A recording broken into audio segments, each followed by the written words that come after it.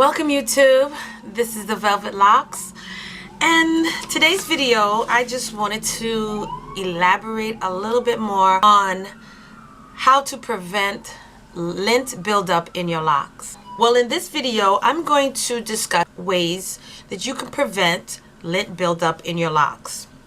The first one is you should always do a daily inspection of your hair. At the end of the day, your hair has been through so much. It's been through the elements of the outside, weather, climate, air, pollution, and also wearing fluffy sweaters, hats. This is the winter season now, so we're wearing hats, we're wearing, scarves, and these things will eventually end up attaching attaching to our locks. So one way to prevent it is to stay on top of it, and that's to just do a daily inspection. Look in the mirror and see exactly what's going on with your hair. See if there's any lint, and this way you can combat it early before it actually starts to take root and settle inside your lock. So just basically just doing a hair inspection, and that's one way you can help prevent building up the lint buildup in your locks. The second thing I suggested was in a prior video called brushing my locks, and that's what you can do. At the end of the day, you get your brush. At the end of the day, you look through your hair, and if you see that there is any type of lint that has attached, like this one right here, I noticed. Okay, this one I can actually pull out, but yeah. So the next one would be brushing your locks, and it's okay to brush your locks, and you just basically just brushing the ends of your locks, or the whole lock itself, if it needs to be brushed. A lot of times your back locks would probably need to get brushed, because that's where most of the lint is attaching itself to. All right, so brush your locks on a regular basis, and that would also help to combat the building up of lint in your locks. Next one is use a tweezer. Now, I don't think I have one with me right now, but tweezers are easy ways that you can actually pull the lint out of your locks. Like the one that I just found, I was able to reach that one, but in the future, if there's any type of deep embedded lint, I can always use a tweezer if I'm not that good at picking it out with my fingers. So yeah, you can use a tweezer. I really wouldn't recommend a needle, although you can use a needle as well to get to that point and pick it out. But sometimes you might end up picking a hole into your locks using a needle, so be cautious. The next thing you can do is, on a daily basis, shake your locks. Shake them.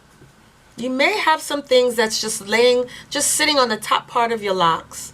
They may not be actually stuck on it or attached to it. They just might have fell or blown on your head. So shake them out. Okay?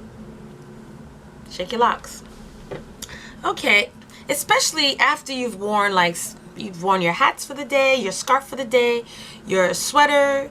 It's always good to shake out your locks and examine them, because, of course, you will get lock buildup. Okay, also the next one would be when you're home lounging, doing chores, yard work, could be anything. Cover your hair. Cover your hair. You never know. Dust, that's something that will definitely get in your hair. Debris of any kind. It could even be the outside elements like pollen. It could be anything. So it's always good to cover your hair, because the dust is also a buildup that can, get into your locks. So you don't really want that, because it will dull the color, it will dull the look of the hair. So yeah, when you're home, even just laying around the house, you should always cover your hair, because just lounging around on the sofa, being lazy, watching TV, anything could be on that sofa. It could be dust, it could be particles from the sofa, anything. So cover your hair.